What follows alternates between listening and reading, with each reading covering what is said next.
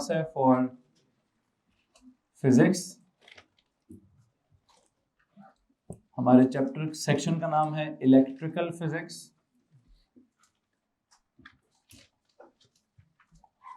Chapter का नाम है capacitors, capacitor and it's capacitance.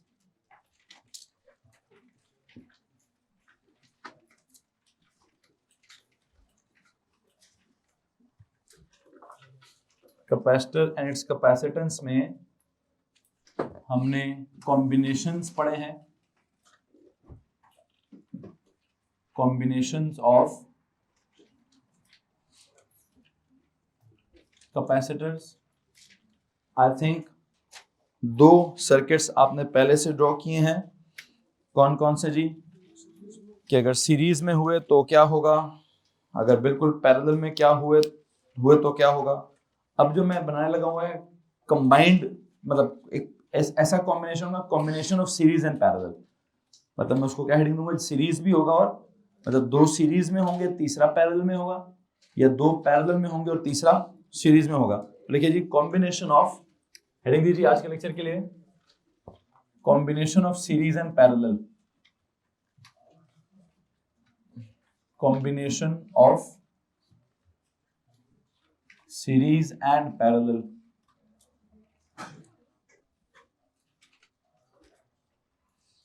कि जनाब साहब क्या सिचुएशन होगी, आपने पिछले लेक्चर में लेफ्ट वाले कॉलम में तीनों सीरीज में लगाए थे, फिर यहां तीनों पैरेलल में लगाए थे। अब मैं क्या करूंगा, अब मैंने कोशिश करनी है कि देखते हैं कि किस किस कॉम्बिनेशन को मैं क्या क्या कहना चाहता हूं।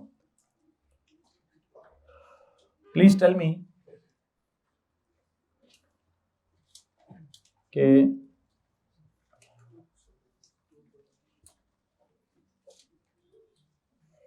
ये लें जी,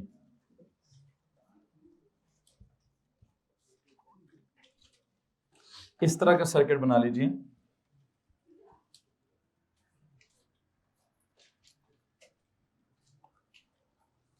एक तरफ ये बनाइए और इधर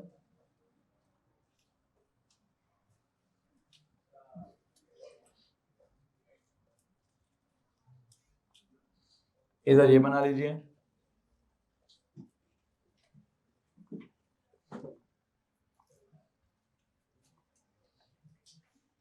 इस तरह से कॉम्बिनेशन बना लीजिए प्लीज। और मैं इसको डायरेक्टली सॉल्व करने की कोशिश करूंगा। देखते हैं मैंने इसमें क्या क्या वैल्यूज आपको बतानी है और क्या नहीं। मुझे बताएंगे पिछले सवालों में जो बैटरी थी उनका क्या ईएमएफ था? हाँ 100 वोल्ट। ये जो 3 कैपेसिटर्स थे, पहले वाले कैपेसिटर की क्या कैपेसिटेंस लिखी हुई थी वहां? 100 microfarad, this one 200 microfarad and this one 300 microfarad. इसमें किसी को प्रॉब्लम है? यहां आ जाए। 100 वोल्ट की यहां बैटरी थी and if I say this is 100 microfarad का ये है, 200 माइक्रोफैरेड का ये कर देते हैं, 300 माइक्रोफैरेड का ये कर देते हैं। सबसे पहले आपने पिछले सर्किट्स में भी सबसे पहला क्या काम करने की कोशिश की है? प्लीज बताइए क्या किया सबसे पहले? सर हमने उनकी नेट कैपेसिटेंस निकालने की कोशिश की है। तो बताइए कैसे निकालते हैं नेट कैपेसिटेंस? बस उल्टे हिसाब की बात होती है। उल्टे हिसाब की क्या बात होती है कि हमने रेजिस्टेंस निकालते वक्त सीरीज में ये कॉन्सेप्ट पढ़ा था कि अगर क्या सीन चल रहा हो, अगर अगर रेजिस्टर्स इन सीरीज हो, क्या हो जनाब साहब? अगर रेजिस्टर्स इन सीरीज हो, बस वहां रखवा दें जी, मुझे फिजिक्स पढ़ानी है। क्या पढ़ा रहा हूं जी? अगर रेजिस्टर्स हो जो कि कैसे कनेक्टेड हो? In series connected. Resistors in series connected हो तो क्या कॉन्सेप्ट होता है? सीधा सीधा रेजिस्टेंस ऐड होता है। लेकिन कैपेसिटर्स इन सीरीज हो तो उल्टा उल्टा ऐड होता है। रेजिस्टर्स अगर पैरेलल में हो तो क्या होता है? तो उल्टे उल्टे ऐड होते हैं, लेकिन अगर कैपेसिटर्स पैरेलल में हो तो सीधे सीधे ऐड होते हैं। जरा इस तमाम निजाम को अपने दिमाग में रखिएगा। आप मुझे बताइए कि इधर क्या करूं, इधर बताएं ये दोनों आपस में क्या है, ये दोनों आपस में पैरेलल में है, तो पैरेलल में जो कैपेसिटर्स होते हैं वो कैपेसिटर्स सीधे सीधे ऐड होते हैं। सीधे सीधे ये 200 हो गया और ये 300 हो गया, तो इनका क्या जवाब आएगा भाई? सर जी इनका 200 300 कितना जवाब आएगा? 500। तो इस सर्किट को अगर आप सिंप्लीफाई करेंगे तो मैं समझता हूं कि इसका सिंप्लीफाइड वर्जन, मैं इस स्लाइड पर आ जाता हूं, इस स्लाइड पर आ जाता हूं जी। उस वाले का सिंप्लीफाइड वर्जन क्या है? पहले वाला तो 100 माइक्रोफैरेड था, ये जो दूसरे वाले 200 और 300 वाले आपस में क्या है? पैरेलल हैं, सीधा सीधा ऐड होकर क्या हो जाएंगे? 500 माइक्रोफैरेड बन जाएंगे। ठीक है, ओके जी। अब क्या करें? वैसे अब ये सीरीज में है, तो सीरीज में क्या होता है सर जी? उल्टा उल्टा ऐड होते हैं। इनको जरा उल्टा उल्टा ऐड करें, इनको जब उल्टा उल्टा ऐड करेंगे तो 1/100 प्लस 1/500 इज इक्वल टू क्या? जो भी चेक करें जी उसको। और इसका जवाब मैं अब थर्ड स्लाइड पे लिखूंगा, इसके रिजल्ट का मैं जवाब थर्ड स्लाइड पे लिखना चाहता हूँ। 3/, अच्छा उन्होंने जब उल्टा उल्टा ऐड किया तो 3/250 हुआ है, उसको अल्टीमेटली दोबारा क्या करना है? रेसिप, तो क्या हो जाएगा? 250/3। तो आई थिंक उनका नेट रिजल्ट कितना है जी? 250/3 माइक्रोफैरेड।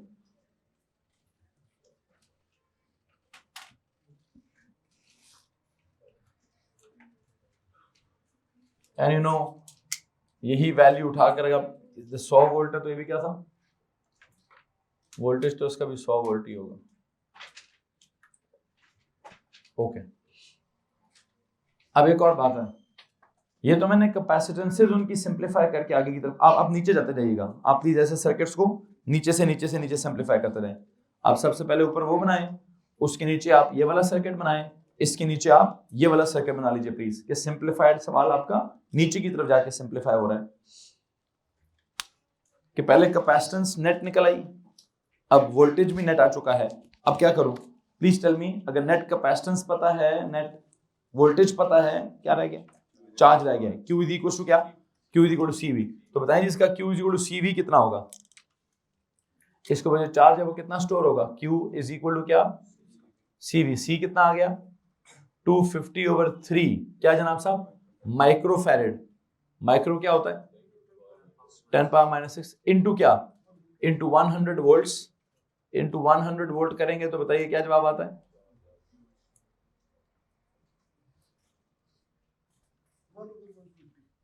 1/120 कूलम। इसको डेसिमल्स में बताएं। 8.33 इंटू 10⁻⁻3 कूलम्स। तो उसको क्या लिखूं मैं? I think I should say कि this 8.33 milli coulombs. 8.33 milli coulomb का चार्ज जो है वो इसके ऊपर स्टोर हुआ है। यहां तक किसी को मसला है जी? अच्छा, अब इस डेटा को उठा करके इधर अप्लाई करूं। पहले आप कैपेसिटेंस सिंपलीफाई करते करते नीचे जा रहे थे, अब जब आपने चार्ज निकाल लिया है तो अब आप क्या करें? अब भाईजान आप ऊपर आना स्टार्ट करें, वापस इधर आ जाएं दोबारा। जब इधर आते हैं तो प्लीज टेल मी इसका कितना वोल्टेज, इसका कितना वोल्टेज था? 100 वोल्ट था। इसका इन दोनों पे, दोनों आपस में क्या है? सीरीज में क्या सेम होता है?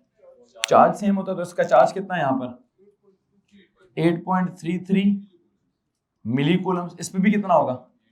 इसमें भी चार्ज होगा 8.33 मिली कूलम्स। पीछे रह क्या? वोल्टेज रह गया। प्लीज बताइए वोल्टेज आप कैसे निकालेंगे? Q is equal to CV, तो V is equal to Q/C। निकाले जी इसका V। इसका V कैसे निकलेगा? V is equal to Q/C।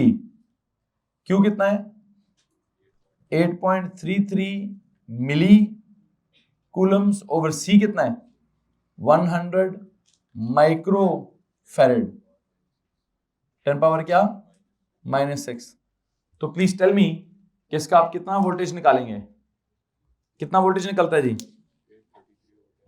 833/10, 83.3। 833/10 is 83.3। तो इसका क्या करें जनाब साहब? यू नो इसका वोल्टेज उन्होंने निकाला है V इज इक्वल टू क्या वैल्यू निकाली है 83.3 क्या वोल्ट्स। ठीक हो गया जी। आते हैं पुत्र एक एक करके करेंगे ना, आप क्या चाहते हैं, मैं पहले इसका निकालूंगा फिर इसका निकालूंगा। हाँ अगर आप इधर आना चाहते हैं मैं आता हूँ इधर, 2 मिनट सब्र करेंगे। इसका कितना था जी 100 माइक्रोफैरेड। ओके इस पर आ जाएं, इसका क्या निकालना है। एक तरीका तो ये है कि टोटल 100 वोल्ट है, उसमें से 83.3 माइनस कर ले तो यहाँ कितना बचेगा 16.7। या दूसरा तरीका क्या है सर, यहाँ पे भी जरा proper V is equal to Q over C करके कैलकुलेट करें जी। V is equal to Q over C करें। Q कितना है इसका 8.33 इंटू मिली ओवर C कितना है इसका 500 इंटू 10 पावर माइनस। चेक करें क्या 16.7 आता है कि नहीं आता, वो 16.7 ही हो रहा है यहाँ पर भी। तो लो जी सर्किट और सिंपलीफाई हो गया। अब ये वाला डेटा उठाकर किस पे अप्लाई करूं, ये उठाकर आप पहले वाले पे अप्लाई कर दें। जब आप पहले वाले पे अप्लाई करेंगे तो क्या अप्लाई होगा कि सर जी जब इसको हम ऑन करते हैं तो ये पहले वाला है, इसका आपको वोल्टेज भी इसका आपने क्या क्या निकाल लिया है बताइए सर। इसका हमारे पास वोल्टेज भी आ गया और वैसे चार्ज कितना है इसके ऊपर 8.33 मिली कूलम्स का चार्ज है इसके ऊपर।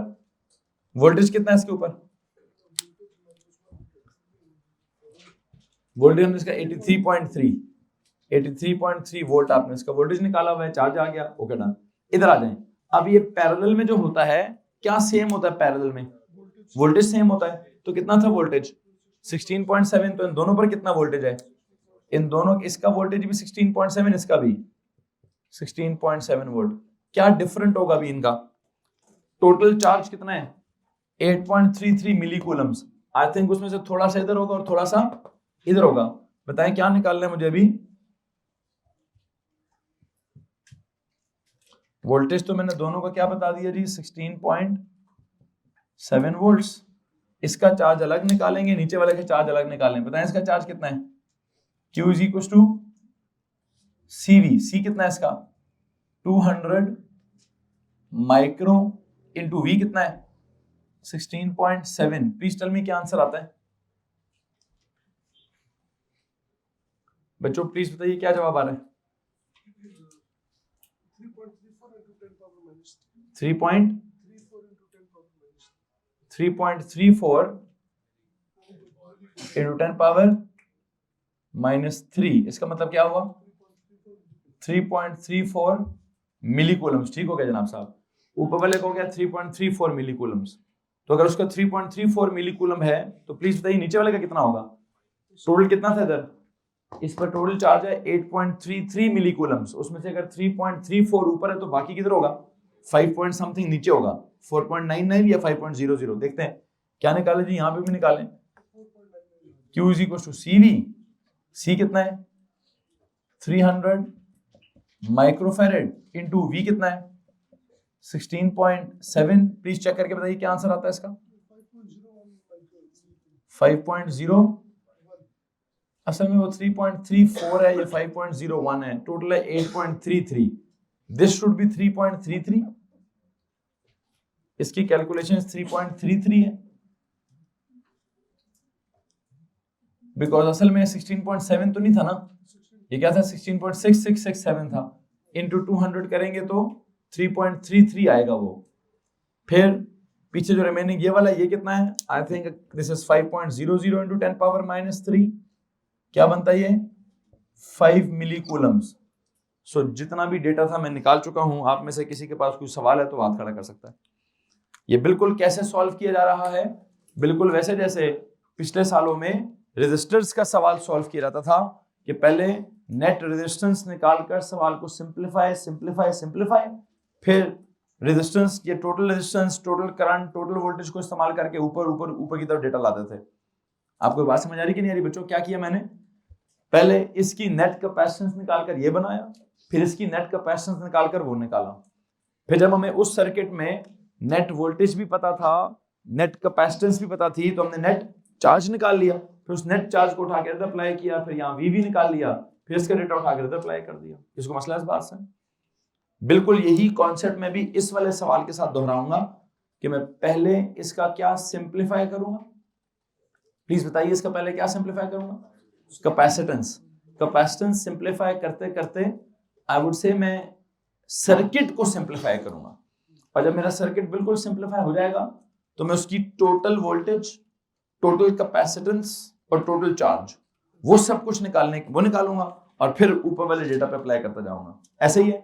देखते हैं जी इसका क्या सीन है। अभी इसमें जब आप ये सर्किट ऑन करेंगे, इसमें ये दोनों आपस में क्या है, ये दोनों क्या है जी, सीरीज में है। अगर ये दोनों सीरीज में है तो पहले इनका नेट निकाल के बताइए, सीधा सीधा ऐड करूं कि उल्टा उल्टा? उल्टा उल्टा ऐड करें जी। क्यों उल्टा उल्टा क्यों ऐड करें सर? जब कैपेसिटर्स इन सीरीज होते हैं तो उल्टे उल्टे ऐड होते हैं। तो अगर ये कैपेसिटर्स इन सीरीज है और उल्टे उल्टे ऐड होंगे, what is it, 1/100 plus 1/200, check करो जी, 3/200, जिसको अल्टीमेटली दोबारा क्या करना पड़ेगा, तो क्या बन जाएगा 200/3। तो उनका सिंप्लीफाइड सर्किट ये है जी।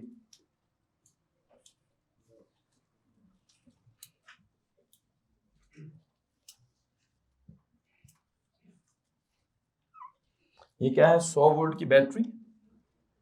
सुना जनाब जरा प्लीज,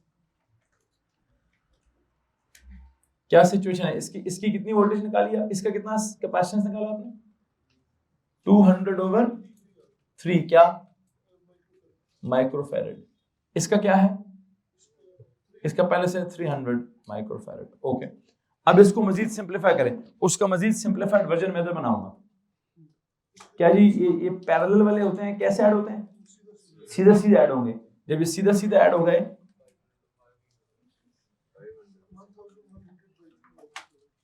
क्या आएगा 1100/3।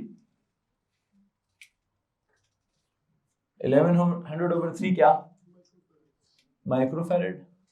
और इसकी वोल्टेज कितनी है, 100 वोल्ट। लो जी, जितना सिंप्लीफाई करना था। किन दोनों की बात हो रही है? हाँ हाँ ऑफ कोर्स, पहले इन दोनों को, ये सीरीज में है ना, इनका जो नेट रिजल्ट है, क्या है वो नेट रिजल्ट, सीधा सीधा या उल्टा उल्टा?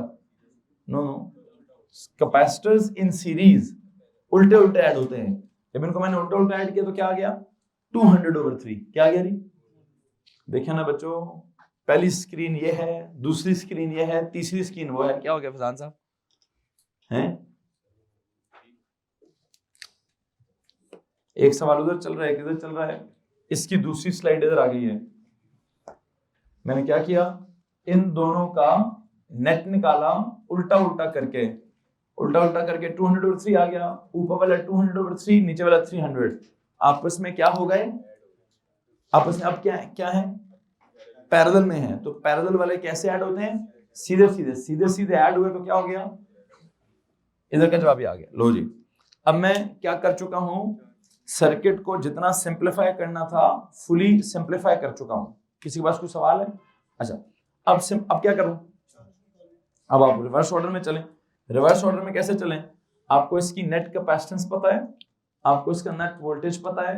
अब आप इसका क्या, आपको क्या निकालना चाहिए, हमें इसका नेट चार्ज निकालना चाहिए। प्लीज बताइए नेट चार्ज का फॉर्मूला क्या है? अच्छा, नेट चार्ज के लिए आप गौर करेंगे कि मैं बड़े क्यू का निशान लगाऊंगा। किसका जी, क्या है, और बाकी चार्जेस के लिए मैं छोटा छोटा क्यू लगाऊंगा। क्यू इक्वल्स टू क्या, C into V. Q equals to C into V. Please note C 1100 into क्या, 10⁻⁻6 माइक्रो हो गया। V कितना है 100। प्लीज बताइए जवाब क्या आता है, 11 नहीं, मुझे डेसिमल्स में और 10⁻⁻3 में चाहिए। 3.67 इंटू 10⁻⁻3 आंसर आ रहा है। 3.67 इंटू 10⁻⁻3 आ रहा है। मुझे आंसर 10⁻⁻3 में चाहिए। तो ये बोलो ना यार, 36.7 इंटू 10⁻⁻3। मैं कह रहा हूं मुझे आंसर किस में चाहिए था भाई, 10⁻⁻3 में चाहिए। आपका जो मर्जी आ रहा है, मुझे आंसर मिली कूलम्स में देना है। आप देख सकते हैं मेरे बाकी सारे आंसर मिली कूलम्स में थे। तो असल में पता क्या चला कि आंसर क्या है 36.67 था, लेकिन 36.7 मिली कूलम्स। लो जी, ये हमारी चार्ज की वैल्यू आ गई। किसी मसला इस बात से? अच्छा, अब इस डेटा का क्या करूं? इसको अपने ऊपर वाले पे लेके जाएं। इसको जब मैं इधर ऊपर वाले पे लेके जाता हूं, ये दोनों क्या है? पैरेलल में क्या सेम होता है? तो वोल्टेज सेम कराएं। वोल्टेज कितना है सर? वो तो 100 ही है। कितना है जी? वो तो दोनों का 100 होगा। इधर भी 100 वोल्ट, इधर भी 100 वोल्ट। ओके, अब क्या रह गया? क्यू रह गया। इसका क्यू बताए कैसे निकलेगा? क्यू इक्वल टू, बताइए जी, सी कितना है इसका? बातें नहीं करो बच्चों। 200/3 इंटू 10 पावर -6 इंटू वी कितना है? 100। बताइए क्या जवाब आ रहा है? 6.7। 6.7। अच्छा ठीक है, हो सकता है 36.7 है ना, तो अगर ऊपर 6.7 है तो नीचे कितना आएगा? 30 हो जाएगा। देखते हैं। This is 6.7 into 10 power -3 coulomb, जो कि आंसर क्या बनता है? 6.7 मिली कूलम्स हो सकता है। नीचे वाला क्या होना चाहिए?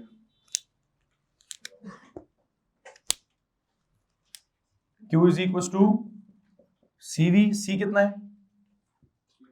300 इंटू 10 पावर -6। V कितना है? 100। क्या आंसर आया जी? 30 इंटू 10 पावर -3 क्या बना? हाँ जी, ये 30 मिली कूलम जिस पर आ गया, 6.7 मिली कूलम उस पर, तो टोटल कितना हो गया? 36.7। तो वहां देखो ना, टोटल कितना था? टोटल 36.7 मिली कूलम ही था। उसमें से ऊपर चला गया 6.7, नीचे आ गया कितना? कुछ सवाल है तो हाथ खड़ा कर दीजिए। किसी के पास कोई सवाल है तो प्लीज हाथ खड़ा कर दीजिए। एनीवन? नो। अब इस डेटा को उठा के किधर लगूं? इस डेटा को उठा के इधर ले आए। जब आप डेटा को उठा के इधर लेकर आएंगे तो देखते हैं क्या सीन होगा। नीचे वाला जो 300 वाला है उसके बारे में तो सब पता चल गया है। क्या क्या? उसका वोल्टेज कितना है? 100 वोल्ट। उसका चार्ज कितना है? 30 मिली कूलम्स। तो आई थिंक मुझे इसके बारे में दोनों बातें पता है। क्या क्या जी? सर इस 300 वाले का क्या गिवन है? चार्ज कितना है?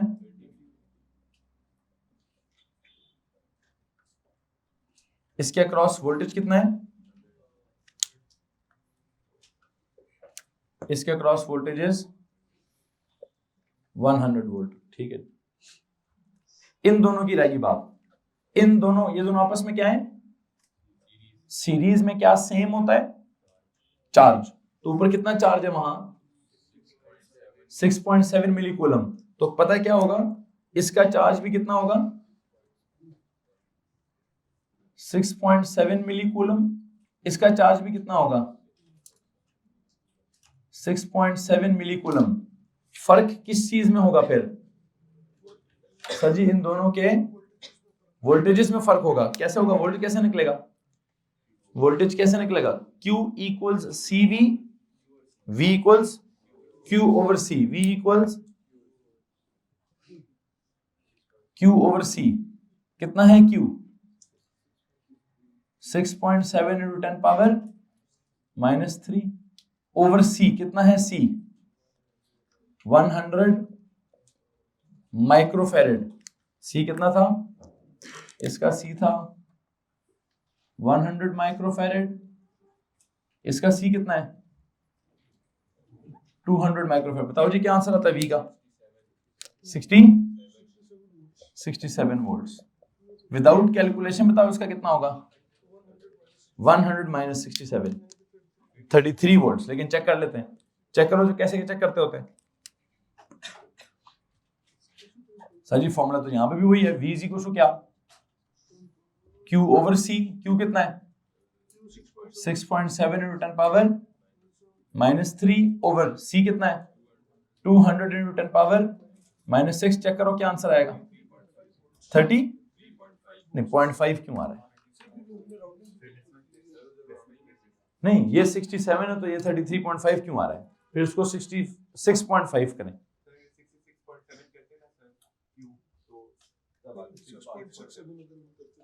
अच्छा, वो अगर 60 क्या किया?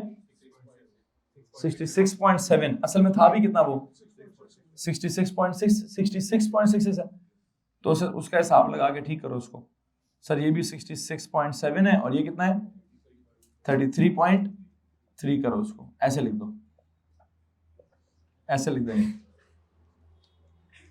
क्योंकि आपको मालूम है कि हम अगर अगली वैल्यू निकाल रहे हो तो हम पिछले वाली राउंडेड नहीं, पिछले वाली अनराउंडेड मतलब एग्जैक्ट वैल्यू यूज करते हैं तो हमारा अगला जवाब भी एग्जैक्ट आ रहा होता है। यहां तक अगर किसी को परेशानी है तो प्लीज हाथ खड़ा कर दें। एनीवन? सीरीज में थे या तीनों की तीनों कैसे थे? पैरेलल में थे। अभी मैंने क्या कोशिश की है कि मैंने या तो पहले एक मतलब ये दो पैरेलल में करके फिर सीरीज में कर दिया, फिर दोनों को सीरीज में करके तीसरा पैरेलल में कर दिया, और जो भी करने की कोशिश की है आपके सामने है। मुझे बस ये बता दीजिए, जब तीनों मतलब एक का था 100, एक था 200, एक था 300, जब तीनों बिल्कुल सीरीज में थे तो नेट कैपेसिटेंस क्या आई थी? सबसे कम से भी कम आई होगी। सबसे कम से भी कम कितनी आई थी जनाब साहब? Please tell me, net capacitance कितनी आई थी?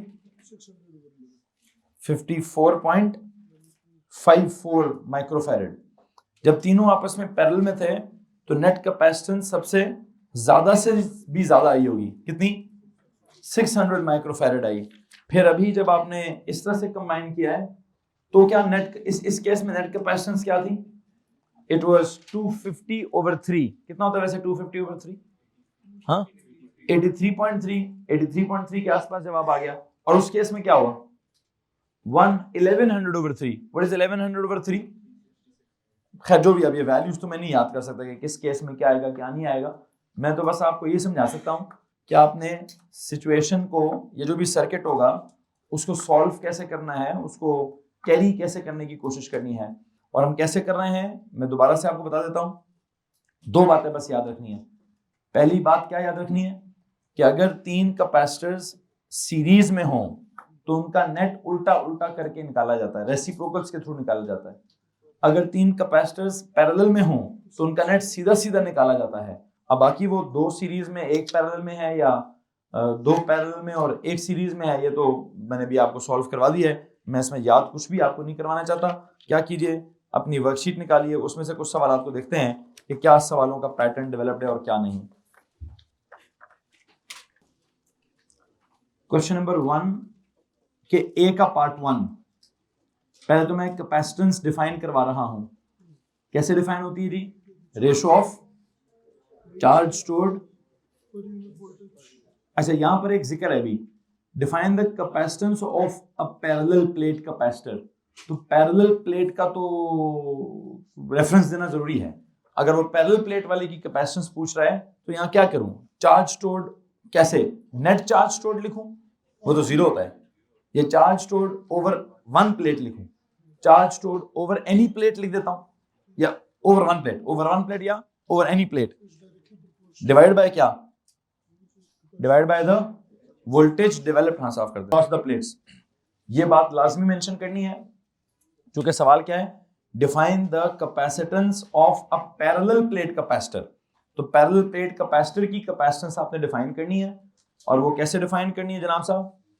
Ratio of charge stored over one plate, any one plate, to the voltage developed across the parallel plates, across the parallel plates. आगे चलें जी। State 3 functions of capacitors in electrical circuits. इसके जो 3 functions हैं, क्या क्या फंक्शंस लिखे हैं जी? मैंने वैसे भी इसकी डिटेल लिखवाई तो नहीं थी। हैं शॉर्ट सर्किट्स? नहीं, मैंने शॉर्ट सर्किट तो कभी भी नहीं पढ़ाई, नहीं है तो वो लेवल में पढ़ाते। हाँ जी, नहीं स्टोर चार्ज तो करता है, फंक्शन क्या है वो तो ऊपर आपने डिफाइन कर दिया है जी। अच्छा, मैंने आपको आंसर की भेजी है। एक उसमें आपको समझ आया होगा power supply, emergency power supply, ठीक है, वो लिखें जी। एक आपको ये समझ आया होगा कि इसने क्या किया है, अपने सरफेस पर चार्ज स्टोर किया है, अपने सरफेस मतलब अक्रॉस द प्लेट्स पैरेलल क्या कहते हैं वोल्टेज डेवलप किया है। तो मकसद असल में क्या है? असल में इसने अपने अंदर एनर्जी स्टोर की होती है। क्या किया होता है? खैर मैं भी अपना अगला टॉपिक एनर्जी स्टोर्ड वाला भी डेवलप करूंगा। जिसने अपने सरफेस पर मतलब अपने अंदर एनर्जी स्टोर की होती है, हम उस एनर्जी स्टोर को किस तौर पर इस्तेमाल करते हैं। मैंने शायद यूपीएस का इस्तेमाल का जिक्र किया होगा आपके सामने, स्टेबलाइजर का जिक्र किया होगा आपके सामने, या पंखे के अंदर जो कैपेसिटर्स लगे होते हैं उनका जिक्र किया होगा आपके सामने, या यूं समझिए मैंने कहा होगा कि इसका बुनियादी मकसद क्या है, इमरजेंसी पावर सप्लाई। सबसे पहले तो ये काम होगा जी, क्योंकि इसके अंदर इलेक्ट्रिकल एनर्जी स्टोर हुई है, तो ये उस इलेक्ट्रिकल एनर्जी को ही हम क्या करेंगे, हम यूज करेंगे। किस तौर पर यूज करेंगे, जब हमें उसकी जरूरत होगी। कब जरूरत होती है, एक तो सबसे पहले आप लिख दीजिए इमरजेंसी पावर सप्लाई के तौर पर, नंबर 1। नंबर 2, अगर आप उस आंसर की में देखें तो वहां उसने बहुत सारी ऑप्शंस लिखी हुई हैं। मुझे नहीं लगता कि सारी ऑप्शंस आपको समझ आएंगी, या मैंने आगे पढ़ानी भी है। तो जी क्या क्या ऑप्शंस लिखी हैं जी आगे आपने, दिखाएं जी क्या क्या है। मैं उसमें से देखता हूँ कौन कौन सा आपका आगे सिलेबस में मैंने पढ़ाना है। एक उसने लिखा है जी, सुन लीजिएगा फिर देखेंगे। एक है स्मूथिंग, एक है टाइम डिले, फिर है ट्यूनिंग, फिर है ऑसिलेटर। एक काम करते हैं, आपने पहले क्या लिखा है, टेम्पररी या इमरजेंसी पावर सप्लाई। दूसरे नंबर लिखे हैं ब्लॉकिंग डायरेक्ट करंट, ये मैं आगे पढ़ाऊंगा कहीं ना कहीं, ब्लॉकिंग डायरेक्ट करंट, एक ये मैंने पढ़ाना है। फिर नंबर 3 पे लिखिए स्मूथिंग। 3 चीजें लिख दीजिए जनाब साहब, मैंने 3 चीजें पढ़ानी है आपको, इमरजेंसी पावर सप्लाई या temporary power supply, number 1। Number 2 क्या, blocking direct current, and number 3 smoothing. ये 3 चीजें मैंने आगे पढ़ानी है। ट्यूनिंग सर्किट शायद नहीं पढ़ाना, ऑसिलेटिंग वाला शायद नहीं पढ़ाना, सर्ज नहीं पढ़ाना। 3 पढ़ाने थे, 3 मैंने लिख दिए हैं। बाकी जो उसने लिखा हुआ है वो या रटा मार लीजिए या इग्नोर मार लीजिए। आगे चलें जनाब साहब, ये लीजिए क्वेश्चन नंबर 2 जी। 2 का ए, 2 के ए में किसी को प्रॉब्लम है, नोट्स वाला सवाल है शायद, कि क्या कह रहा है, 3 कैपेसिटर्स हैं, इन सीरीज हैं, क्या किया जाना चाहिए। कहते हैं इनका आपने कंबाइंड कैपेसिटेंस का ये फॉर्मूला डेवलप करना है, और बताइए कैसे डेवलप होता है, किरचॉफ के फर्स्ट लॉ से या किरचॉफ के सेकंड लॉ से। किरचॉफ का सेकंड लॉ, वोल्टेज लॉ जो है वो लिखना पड़ता है कि वो total sum of voltage provided is equal to sum of voltages consumed. फिर बीच में तीनों लॉज इंट्रोड्यूस करने पड़ते हैं, फेरेड्स लॉ भी मेंशन हो जाएगा और चार्ज सेम है वो भी मेंशन हो जाएगा। आगे चलें जी, 2 का पार्ट बी, क्वेश्चन 2 के पार्ट बी में किसी को प्रॉब्लम है, पढ़ो। 4 capacitors, underline the word 4 capacitors.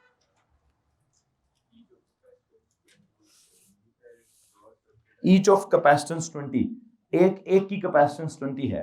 वैसे आगे सवाल देखे बगैर मुझे बात बताओ, अगर मैं 20 सीरीज में लगा दूं तो उनका नेट रिजल्ट क्या हो जाएगा, उल्टे हिसाब से जवाब ओवरऑल कम आएगा कि ज्यादा आएगा, जवाब कम आएगा। कितना होगा वैसे, सॉल्व कर लीजिए।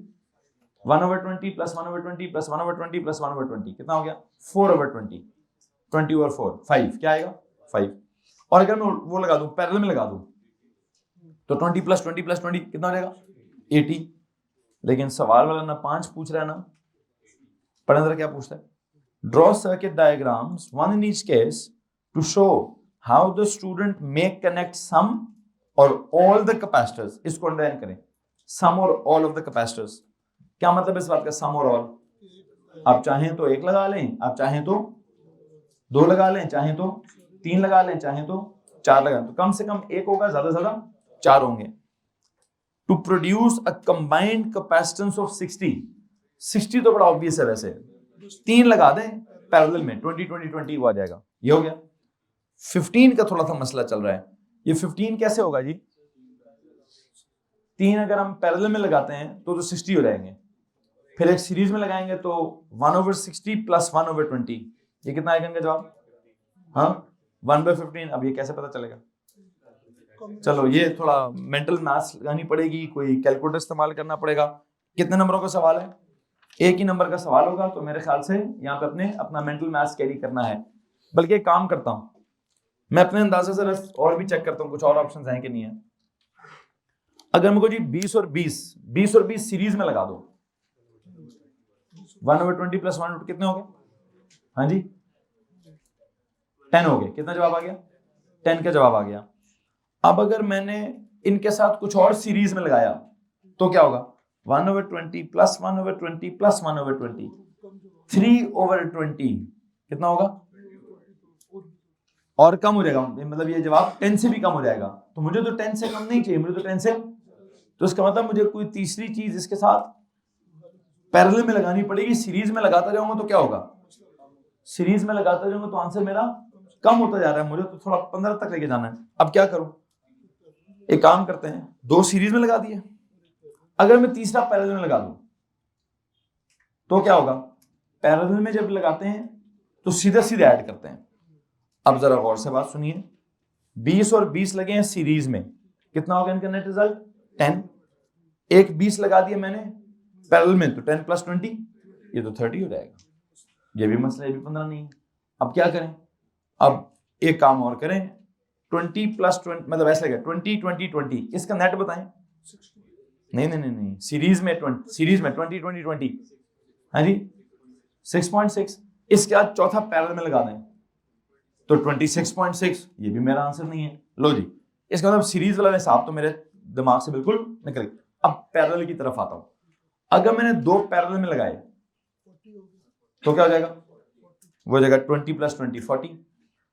तो इधर पैरेलल में 2 और पैरेलल में लगा दें, 20 20 40, ये वाला 40, ये वाला 40, इनका रेसिप्रोकल लें, ये क्या आएगा?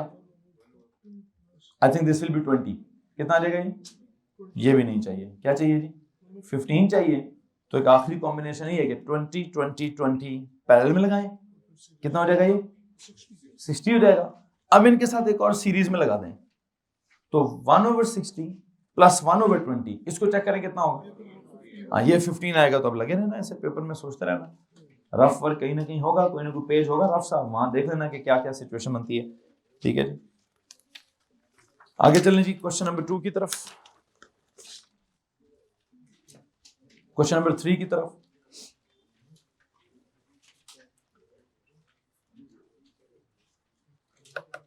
जी क्वेश्चन नंबर 3 के ए का पार्ट 1, 3A पार्ट 1,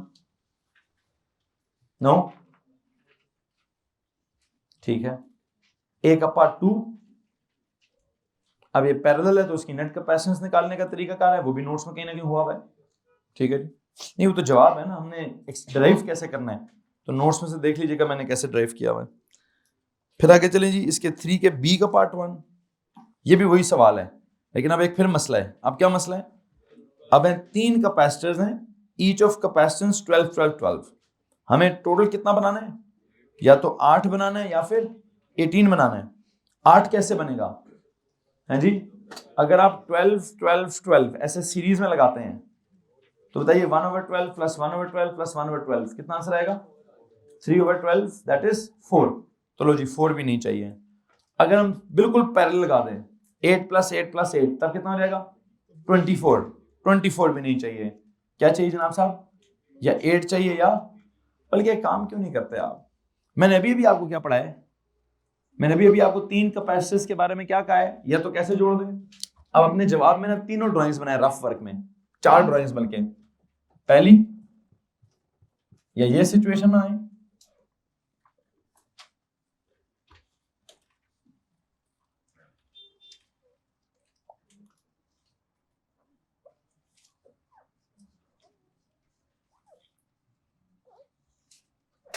हाँ जी, या फिर क्या बनाए,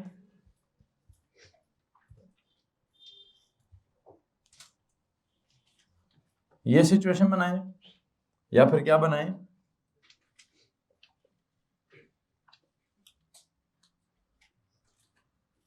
मुझे तो 3 के साथ तो यही 4 ऑप्शन हैं। ठीक है, इस सिचुएशन में जवाब क्या है? ये 12, ये 12, ये 12, सीधा सीधा क्या उल्टा उल्टा? उल्टा उल्टा करके इसका जवाब बताइए। सी नेट कितना है? 4, ये तो नहीं चाहिए।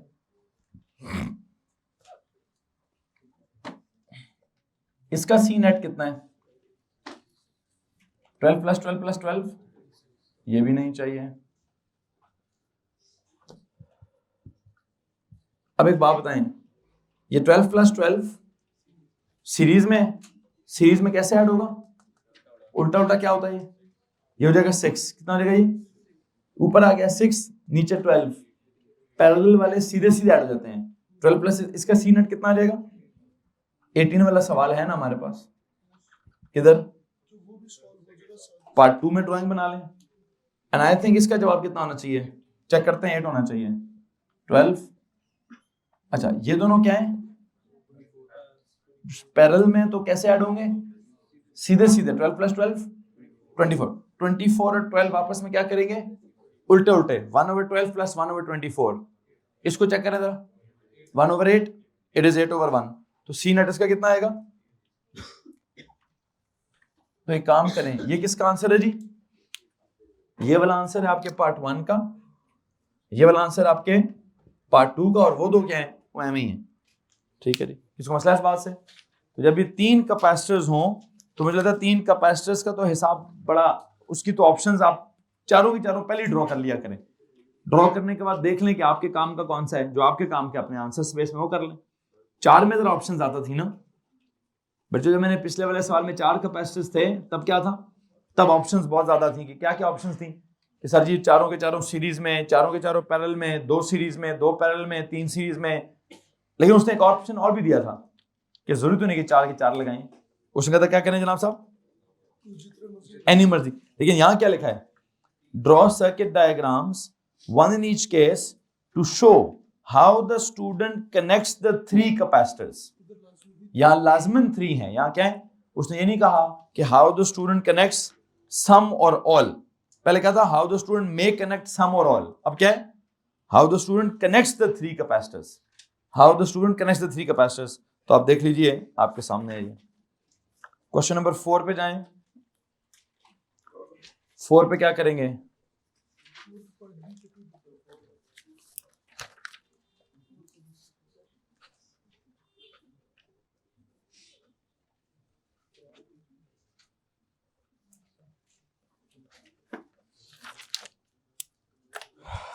जी तो भाई क्वेश्चन नंबर 4 में किसी को प्रॉब्लम है? 4 का बी का पार्ट 2, पहले 4 को ऊपर से देखते हैं। A student has available 4 capacitors, each of capacitance 24 microfarad. Okay, क्या करें भी उसके साथ? हम कहते हैं calculate the combined capacitance between the terminals x and y। ये जो x के आगे 24 24 24 है, यूं करके 24 24 24, ये सीरीज है, पैरेलल है, वो सीरीज में जो यूं करके जा रहे हैं ना, वो वन आफ्टर द अदर है। वन आफ्टर द जो अदर है वो क्या है? उनका नेट कैसे निकालूं? उल्टा उल्टा करके 1/24 प्लस 1/24 प्लस 1 कितना होगा? उन तीनों का आ गया 8। अब वो वाला 8 आंसर और ये नीचे वाला आंसर है, ये दोनों आपस में क्या है? पैरेलल में है। तो कितने हो जाएंगे? 24 plus 8 32। I think net capacitance is 32 microfarad. इसके बी के पार्ट 1 में, अच्छा अब यहां क्या है? यहां जो 48 48 ऊपर नीचे वाले हैं, ये क्या है? पैरेलल में, सीधा सीधा ऐड कर दें 96। ये 96 और सामने वाला 48 वो सीरीज में, तो उल्टा उल्टा करके ऐड कर लें, क्या आंसर आएगा जी? ओवरऑल आंसर 32 आएगा। ठीक है जी, देख लें। इसका पार्ट 2 जरा सुनिएगा, थोड़ा सा ट्रिकी है। कहता है the maximum safe potential difference, क्या लफ्ज इस्तेमाल किया उसने? Maximum safe potential difference that can be applied across any one of the capacitor is 6 volt. Any one capacitor is 6 volt. दोबारा सुनिए, the maximum safe potential difference that can be applied across any one capacitor is 6 volt. मतलब किसी के across भी voltage 6 से ज्यादा नहीं होना चाहिए। अच्छा, determine the maximum potential difference that can be applied between points A and B. A और शुरू से लेकर एंड तक टोटल कितना पोटेंशियल डिफरेंस होना चाहिए ताकि क्या हो रहा हो, किसी एक के क्रॉस भी 6 से ज्यादा ना हो रहा हो। अच्छा,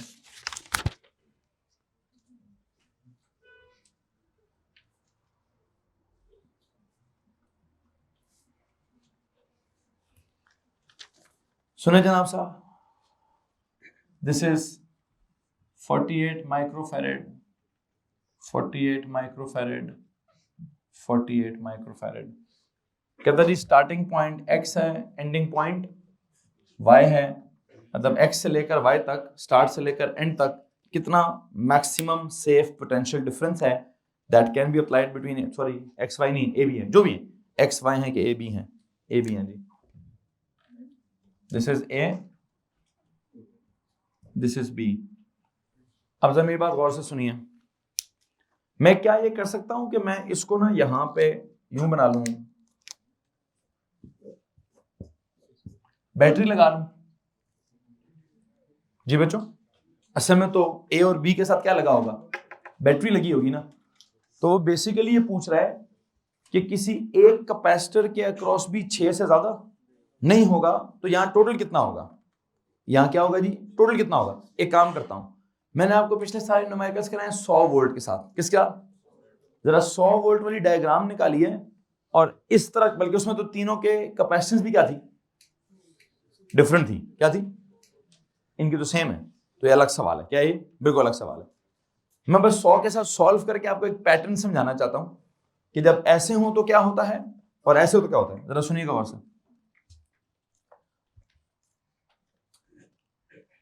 if I say this is 100, please tell me, वो तो डायरेक्ट सॉल्व ही नहीं होगा। सवाल कैसे सॉल्व होता है? पहले कैपेसिटर्स को सिंप्लीफाई करते हैं, फिर हम एंड से वापस आते हैं। तो एक काम करें ना, जरा इसको पहले सिंप्लीफाई करें भाई। बताएं जी, वो ऊपर वाला 48, नीचे वाला 48 कितना हो गया? 96 माइक्रोफैरेड। ये क्या आ गया? 48 माइक्रोफैरेड। अच्छा, वैसे इधर से सवाल सॉल्व हो जाना चाहिए, मुझे अगली वाली डायग्राम पे नहीं जाना, मैं इधर ही सवाल सॉल्व कर दूंगा। ये दोनों आप किस में है? सीरीज में है। सीरीज में वोल्टेज क्या होता है? वोल्टेज डिवाइड होता है। वोल्टेज भाई, इसीलिए मैं सोच के बोलता हूं, तुम लोग रैंडमली बोलते हो, सोच के बोलो प्लीज। सीरीज में चार्ज क्या होता है? हाँ, चार्ज तो सेम होता है, लेकिन वोल्टेज सेम नहीं होता। वोल्टेज क्या होता है? या डिस्ट्रीब्यूट होता है, या डिवाइड होता है, या डिफरेंट होता है, मतलब इनका। अब एक काम करते हैं, Q इज इक्वल टू क्या? CV। V is equal to क्या? V इज इक्वल टू क्या? Q over C। इन दोनों के अक्रॉस Q क्या है? उसको काटे। V और C आर क्या? जिसका C ज्यादा है उसका V कम होगा। इसमें किसी को प्रॉब्लम है? ये बड़ी इंपॉर्टेंट बात है। जिसका C ज्यादा है उसका V, किसका C ज्यादा है? इस वाले का C ज्यादा है, तो इसका V क्या होगा? अच्छा, इस बात को दिमाग में रखना है, जिसका C ज्यादा है उसका V। एक तो मैं बात, और एक सवाल की बात है कि किसी के अक्रॉस भी 6 से ज्यादा, अब ये बड़ी दो बातें इंपॉर्टेंट हो गई। किसी के अक्रॉस भी 6 से ज्यादा नहीं होगा, और जिसका C ज्यादा होगा उसका वोल्टेज। अच्छा, अब एक काम करते हैं, इसका C क्या है? इसका C क्या है? एक काम करता हूं, what if I tell you कि इधर ना, इधर वोल्टेज है 6 वोल्ट। कितना? अगर इधर वोल्टेज 6 है तो प्लीज टेल मी इधर कितना होगा? कितना होगा जी? क्योंकि उसकी, इसकी कैपेसिटेंस है 48, इसकी है डबल। कैपेसिटेंस डबल तो वोल्टेज हाफ। अगर मैं कहूं जी इधर मैक्सिमम 6 से ज्यादा, तो फिर उधर तो 6 है ही नहीं ना। अगर इधर 6 तो उधर कितना है? अच्छा, वैसे एक सवाल है, वैसे अगर इधर 6 हो गया, इधर कितना होगा? जिसकी कैपेसिटेंस कम होगी उसका वोल्टेज। तो अगर इधर 6 रखना है तो उधर कितना रखो? ये तो हो ही नहीं सकता, या हो सकता है? हम तो किसी, मतलब कोई जो भी है 6 से ज्यादा, इसका मतलब पहले तो एक बात डिसाइड करो, इन दोनों में से ज्यादा किसका है? ज्यादा वोल्टेज किसका है? तो इस पे कितना होना चाहिए? इस पे मैक्सिमम होना चाहिए। मैक्सिमम आ गया 6। इस पे अगर मैक्सिमम 6 तो इस पे कितना होगा? तो आई थिंक टोटल कितना होगा? That's it. कुछ मसला इस बात से? मार्क्स देखते हैं कितने हैं और क्या कहानी है। कितने जी? 2 मार्क्स हैं। तो 2 मार्क्स के लिए आप क्या करें? जो मैं कर रहा हूं that is more than enough. पहले इस सर्किट को क्या करें? इसको सिंपलीफाई करके ये बना दें। ये बनाने के बाद इसके ऊपर क्या लिखें कि जनाब साहब V और C आपस में क्या है? इनवर्सली प्रोपोर्शनल है। जिसका C ज्यादा होगा उसका V कम होगा। इसका C ज्यादा है, इसका V कम होगा। तो हमने इधर क्या कर दिया? जिसका C कम होगा उसका V ज्यादा होगा। इसका C कम है, इसका V ज्यादा होना चाहिए। कितना ज्यादा हो सकता है? ज्यादा से ज्यादा ये ज्यादा से ज्यादा 6 वोल्ट हो सकता है। अब अगर ये हो गया 6 वोल्ट, अगर ये हो गया ज्यादा से ज्यादा 6 वोल्ट, तो फिर ये कितना होगा? सर ये तो कम ही होगा, फिर ये होगा 3 वोल्ट। और अगर ये 3 वोल्ट हो गया तो फिर टोटल कितना होगा? 9 वोल्ट। किसी को मसला इस बात से? आई थिंक इस सर्किट को सिंपलीफाई करके ये भी बना दोगे तो कोई अंग्रेजी लिखने की जरूरत नहीं पड़ेगी। डायग्राम के ऊपर ही दोनों नंबर लिखे हुए हैं आपके, दोनों मार्क्स आप डायग्राम से ले लेंगे।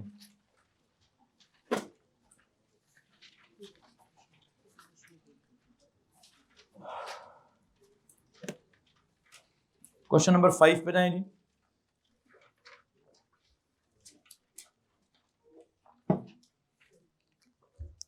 फाइव का पार्ट 1,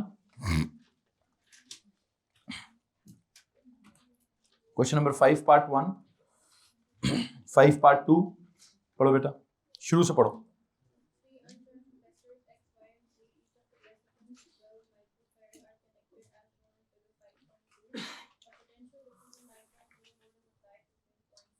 वही सवाल नहीं, क्या फर्क है? अच्छा 48 का फर्क है। उधर पिछले सवाल में 48, इधर 12 है। ठीक है, आगे। Potential difference of 9 volts, 9 volts is applied. ठीक है जी, आगे। तो पैरेलल वाले 12 को क्या करूं? ऐड 12 हो गया 24। उस 24 इस 12 को क्या करूं? उल्टा उल्टा कैसे होंगे? 1/12 प्लस 1/24। हाँ, उसका टोटल कितनी आ जाएगी? 8 आ जाएगी। कोई मसला है? आगे चलें।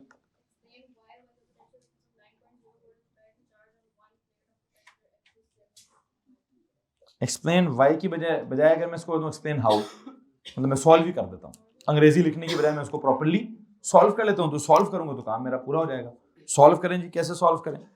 अभी आपने क्या किया? आई थिंक यही सवाल कैरी करूंगा।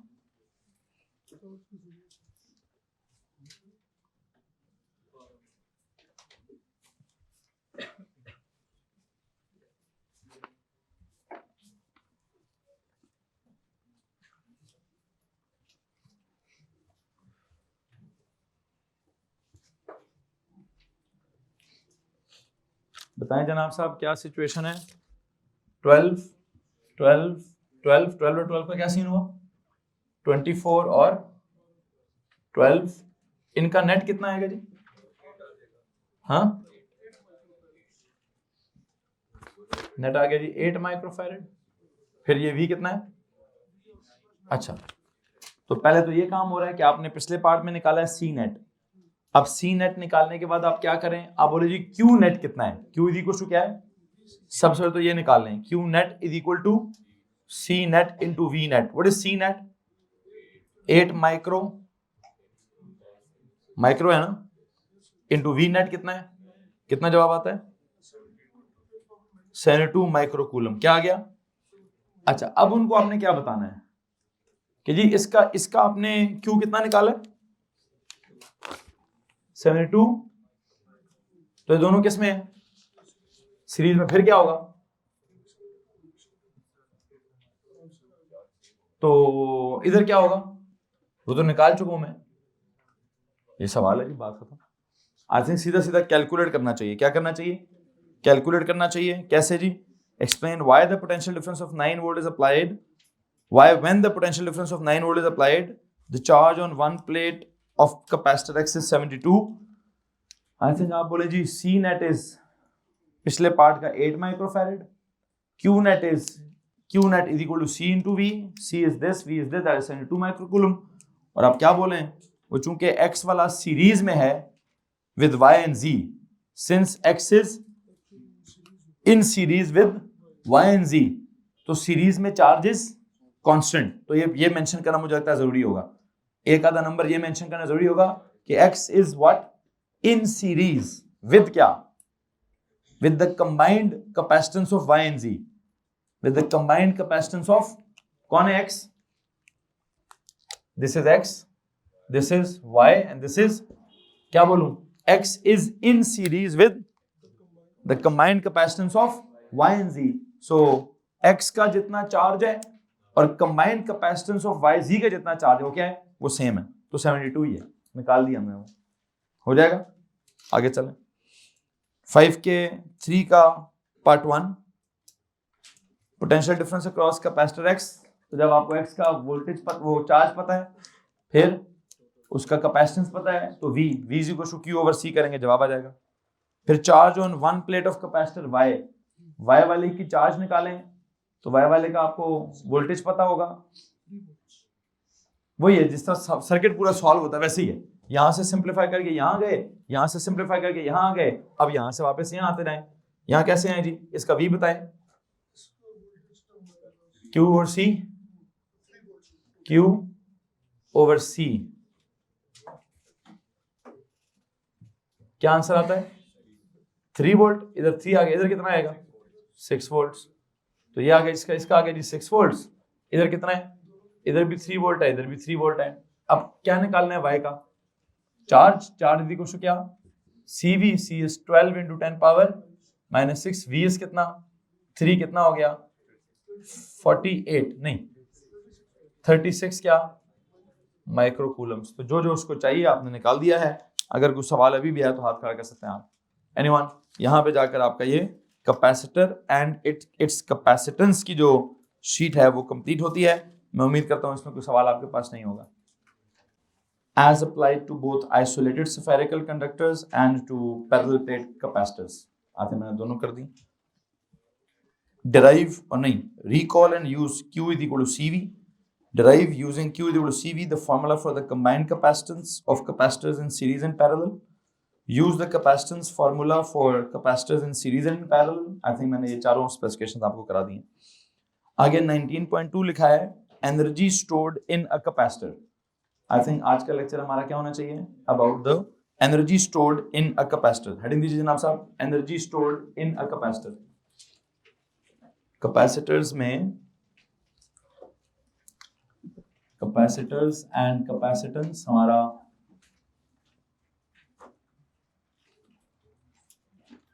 चैप्टर है और उसने टॉपिक हमने क्या डेवलप करना है जी,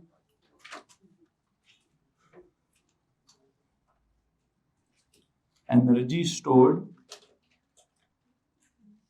इन a capacitor.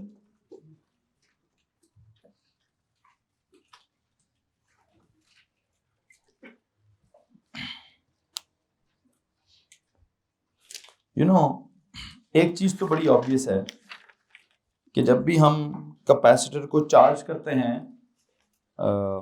Bye a battery, तो चार्ज करने का मतलब क्या है कि उसके सरफेस के ऊपर चार्ज स्टोर किया जाता है। अगर वो पैरेलल प्लेट्स हैं तो उनके अक्रॉस क्या होता है, उनके अक्रॉस पोटेंशियल डिफरेंस डेवलप किया जाता है। अब सरफेस के ऊपर चार्ज स्टोर हो जाए और मैं समझता हूं कि प्लेटों के अक्रॉस पोटेंशियल डिफरेंस डेवलप हो जाए, तो जाहिर बात है नेट चार्ज तो जीरो होगा लेकिन नेट पोटेंशियल डिफरेंस होगा। उस नेट पोटेंशियल डिफरेंस के होने की वजह से क्या होगा, उसके होने की वजह से उसके अंदर क्या होगा, एनर्जी स्टोर्ड होगी।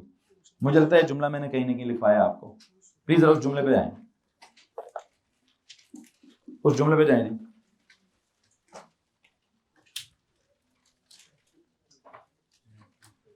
कहां पर हो रही है वाली बात, दिखाओ। जब आपने क्या बनाया जी,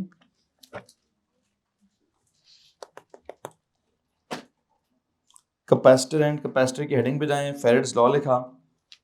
फेरेड्स लॉ लिखने के बाद दो कॉलम्स बनाए, एक तरफ आइसोलेटेड सफेयर है, दूसरी तरफ कंडक्टिंग पैरेलल प्लेट है। फिर उन कंडक्टिंग पैरेलल प्लेट्स के अंदर,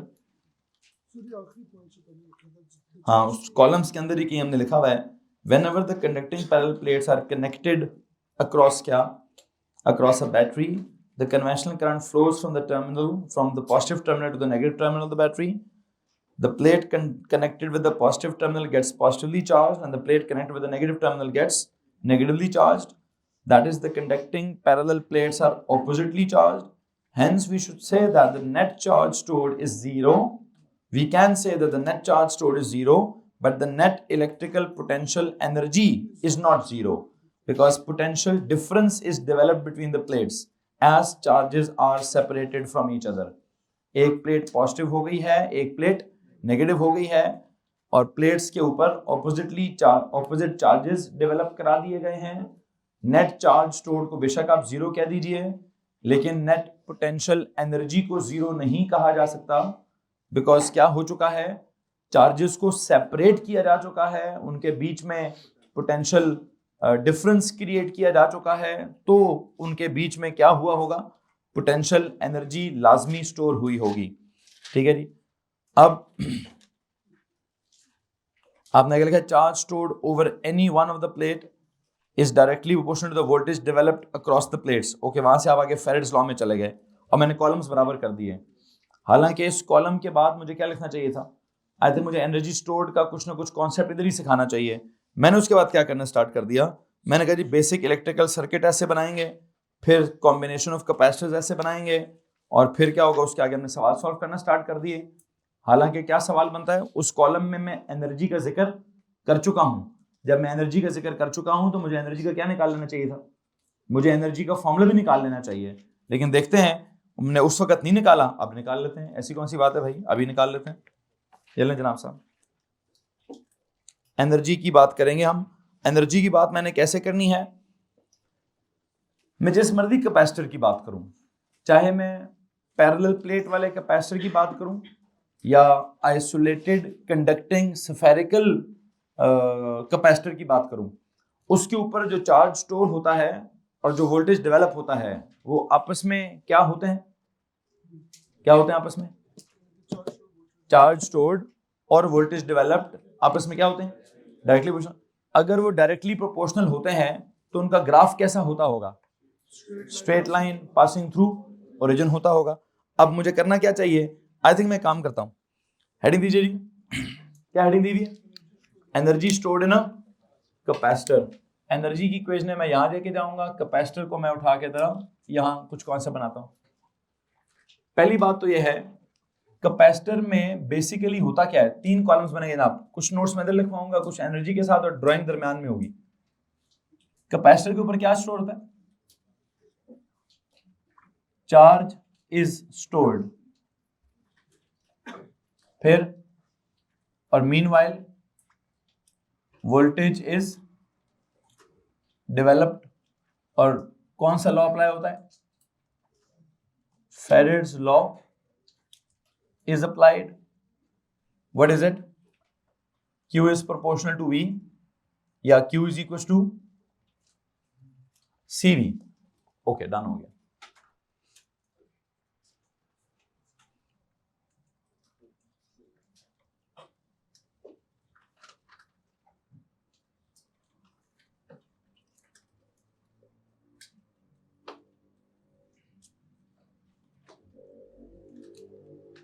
मैंने यहाँ पे इसका एक दोबारा से वही जो बेसिक सा सर्किट आपने बनाया था, मैं वो यहाँ ड्रॉ कर लेता हूँ, और यहाँ पे क्या ड्रॉ करूँ, आई होप यू नो हम इधर भी कोई वेरिएबल रजिस्टर ड्रॉ करते थे।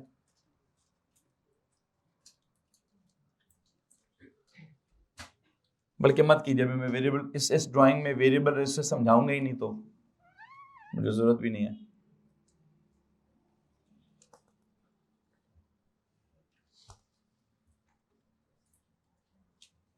यहां से स्विच को ऑन करें जी, लेकिन असल में तो होता है, असल में तो होता है, असल में तो होता है, यहाँ पे खाली कैपेसिटर जोड़ूंगा तो फिजिक्स ही खराब होगी। हेलो जी, लगा दो यहाँ पे रजिस्टर भी। ये कौन है, बैटरी, ये कौन है, कैपेसिटर, ये कौन है, वेरिएबल क्या, रजिस्टर। बैटरी क्या प्रोवाइड कर रही है, इट प्रोवाइड्स ईएमएफ। यहां पर क्या डेवलप हो रहा है, चार्ज स्टोर हो रहा है, call it Q. And voltage क्या हो रहा है, वोल्टेज डेवलप हो रहा है, call it we.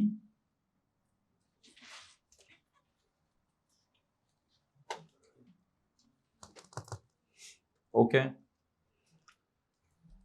Charge store हो रहा है, वोल्टेज डेवलप हो रहा है, फेरेड्स लॉ अप्लाई हो रहा है, क्यू प्रोपोर्शनल टू वी है, Q is equal to C V है। एनर्जी कौन सी स्टोर होती होगी कैपेसिटर के अंदर, चूंकि चार्ज स्टोर हो रहा है, वोल्टेज डेवलप, कौन सी energy, electrical potential energy is stored किधर, is stored in the capacitor. Electrical potential energy is stored in the capacitor. Specifications वाला कहता है कि भाईजान क्या करें, डिटरमिन करें the electrical potential energy stored in the capacitor from the area under potential charge graph. किस ग्राफ से जी? पोटेंशियल और चार्ज वाला ग्राफ लें, उस ग्राफ के अंडर एरिया लें. एरिया से आपने क्या करना है, एरिया से आपने इलेक्ट्रिकल पोटेंशियल एनर्जी स्टोर्ड निकालनी है. तो एक काम करते हैं, अगर इनका मैं ग्राफ देखूं Q और V का, can you please tell me क्या सिचुएशन होगी? ग्राफ है कौन सा, चार्ज पोटेंशियल या पोटेंशियल चार्ज? देखिए जी, पोटेंशियल चार्ज ग्राफ. इक्वेशन तो Q is equal to CV है, लेकिन मैं अगर इस कॉलम में क्या बनाऊं, पोटेंशियल चार्ज ग्राफ बनाऊं, can you please tell me दो क्वांटिटीज जो आपस में डायरेक्टली प्रोपोर्शनल होती हैं उनका क्या ग्राफ होना चाहिए? उनका ग्राफ स्ट्रेट लाइन होना चाहिए, पासिंग थ्रू. नाम है पोटेंशियल चार्ज, तो y एक्सिस पे v होगा, x एक्सिस पे q/c होगा. वैसे मुझे इस वक्त इतना कोई खास इंटरेस्ट नहीं है कि y एक्सिस पे कौन और x पे कौन है. पोटेंशियल चार्ज ग्राफ भी से मैं काम चला लूंगा, और अगर मैंने चार्ज पोटेंशियल ग्राफ बनाया उससे भी मेरा काम चल जाएगा. बुनियादी तौर पर ग्राफ है क्या? A straight line passing through origin. O for origin है, and the graph is a straight line passing through origin.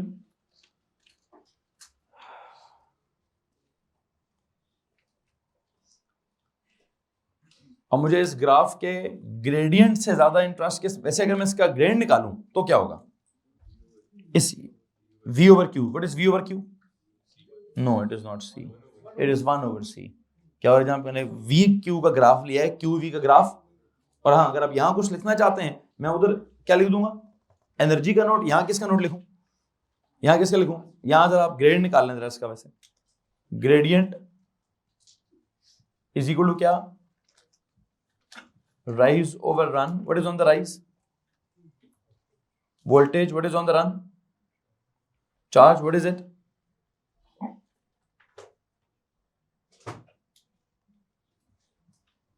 Please tell me what is voltage over charge?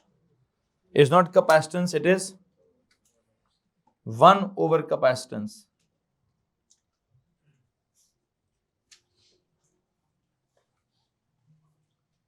ये लो जी. तो याद रखिए क्या हो रहा है, ग्रेडियंट होता है राइज ओवर रन के बराबर.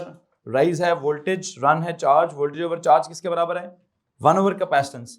तो अगर ग्राफ है V और Q का, लाइक पोटेंशियल चार्ज ग्राफ, कौन सा ग्राफ है जी? Potential charge graph.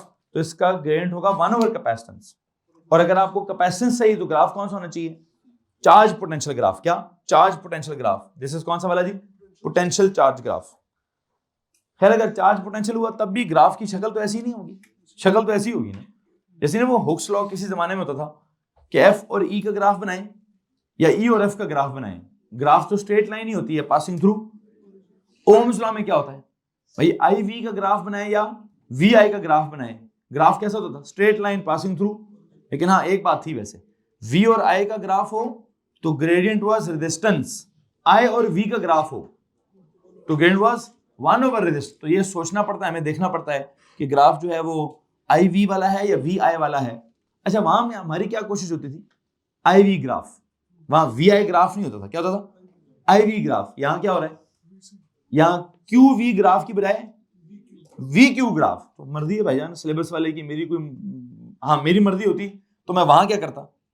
IV की बजाय नहीं VI ग्राफ ही बनेगा. यहां होता तो क्या होता? या मैं VQ की बजाय QV करता. मैं Q को Y पे रखता. और खैर होता है एक फटा होता है डिपेंडेंट क्वांटिटी और इंडिपेंडेंट क्वांटिटी वाला कि Y पे क्या रखेंगे. और मैं चूंकि आपका प्रैक्टिकल तो पढ़ाते नहीं, मैं तो आपका फिजिक्स उसका कहते हैं थ्योरी का टीचर हूं, तो मुझे इस वक्त इस बात में कोई बहस नहीं करनी कि मैंने किस एक्सिस पर क्या रखना है क्या नहीं रखना. आपके पेपरों में बहुत सारे सवाल आएंगे जिसमें VQ होगा, क्या पता कहीं पर QV भी आ जाए. तो मुझे दोनों के हिसाब से रिस्पॉन्ड करना आना चाहिए.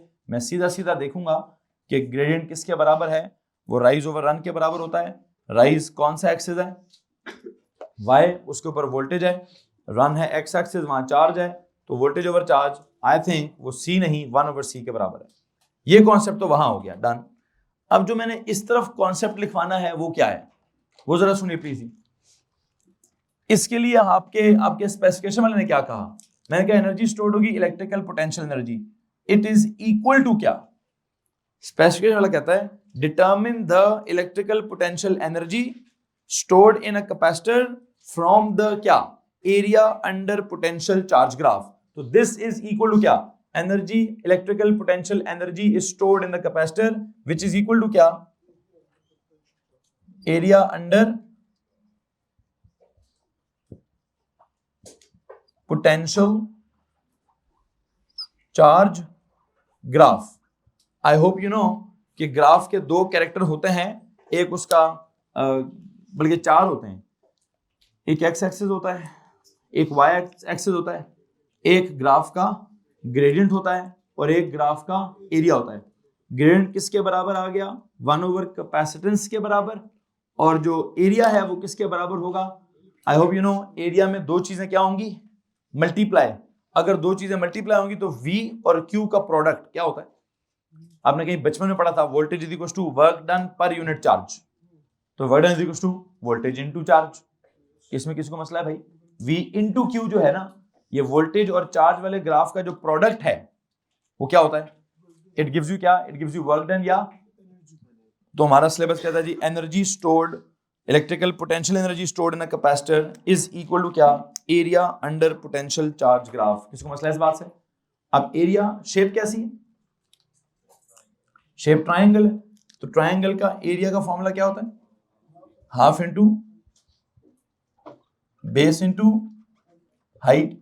Please tell me what is half, half is half, what is base, base पे है charge, what is height, height पर है voltage.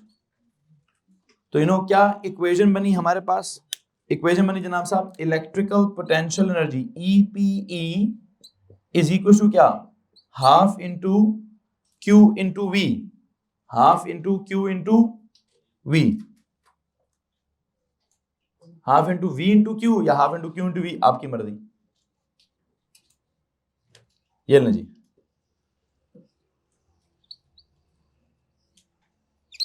You know half into Q into V,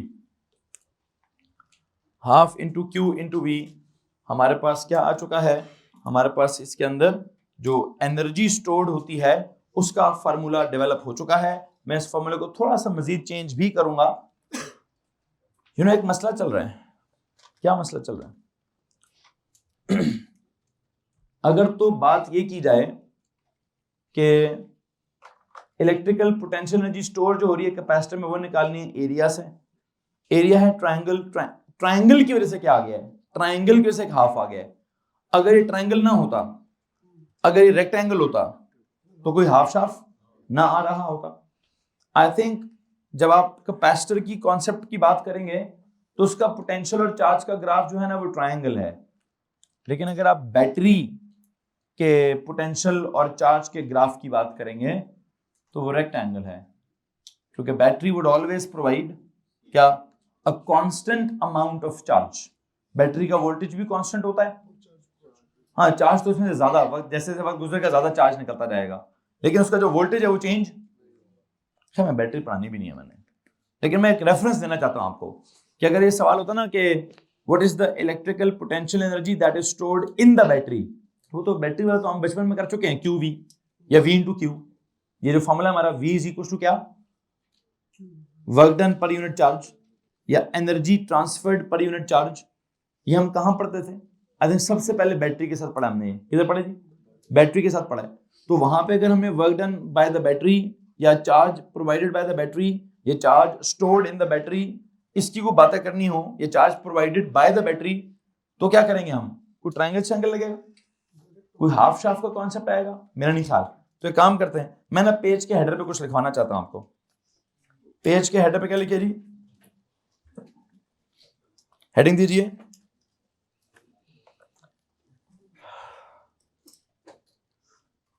work done by the battery.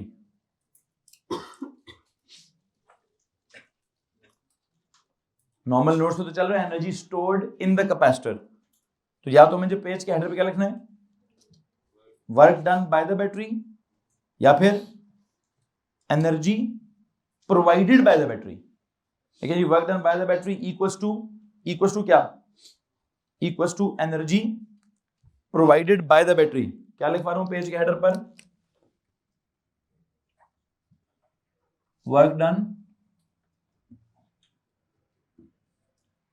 Bye the battery equals क्या, energy provided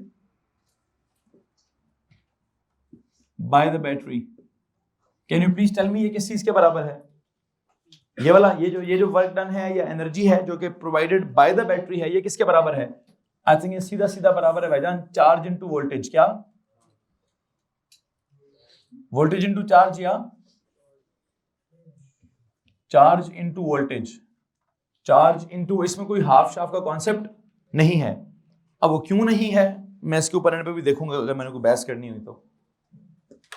यहां से क्या formula निकला, या तो लिखें जी क्यूवी या V Q, charge into voltage या वोल्टेज इनटू चार्ज। तो इसका मतलब है इलेक्ट्रिकल पोटेंशियल एनर्जी या work done is equal to electrical potential energy which is equal to voltage into charge, Q into V या V into Q, up to you, QV. और ये चीज आपने कहीं पढ़ी भी है पहले, वोल्टेज इज इक्वल टू क्या, यहां एक और चीज भी लिखिए सर जी, V इज इक्वल टू क्या होता है, वर्क डन पर यूनिट चार्ज या फिर इलेक्ट्रिकल पोटेंशियल एनर्जी पर यूनिट चार्ज। तो यूं समझिए सर, मैं या तो ये रिवाइज करा रहा हूं, इसी में से क्यू उधर मल्टीप्लाई कर लो तो वर्क डन आ जाता है या एनर्जी आ जाती है। लेकिन ये जो जिसमें हाफ शाफ का कोई कॉन्सेप्ट नहीं है, ये कौन सी वाली एनर्जी है जी, ये बैटरी वाली है।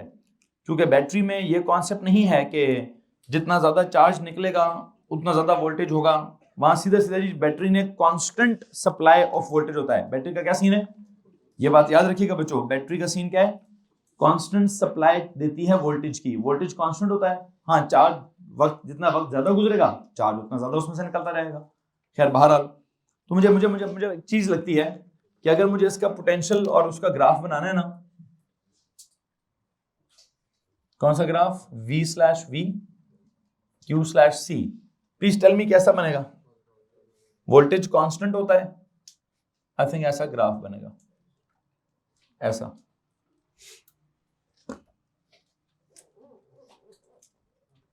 इसका अगर आपने एरिया भी निकालना हुआ, इसका अगर आपने, ये किसका ग्राफ बना रहा हूं मैं, हालांकि मेरा टॉपिक नहीं है बच्चों, but still you should know कि potential charge graph for a battery कैसा होता है। This is for a battery. क्यों ऐसा है जी, बैटरी प्रोवाइड्स क्या, battery provides a constant voltage, battery provides a constant voltage, battery provides a constant voltage. तो इसकी लाइन सीधी इसलिए है कि battery provides a constant voltage. यहां भी अगर आपने क्या बोलते हैं इलेक्ट्रिकल पोटेंशियल एनर्जी कैसे निकालनी है, एरिया से निकालनी है। अगर आप कहें sir work done is equal to EPE is equal to area, तो एरिया यहां भी कैसा होगा, एरिया यहां भी सीधा सीधी होगा जी, V इंटू क्यू ही होगा या Q इंटू V ही होगा।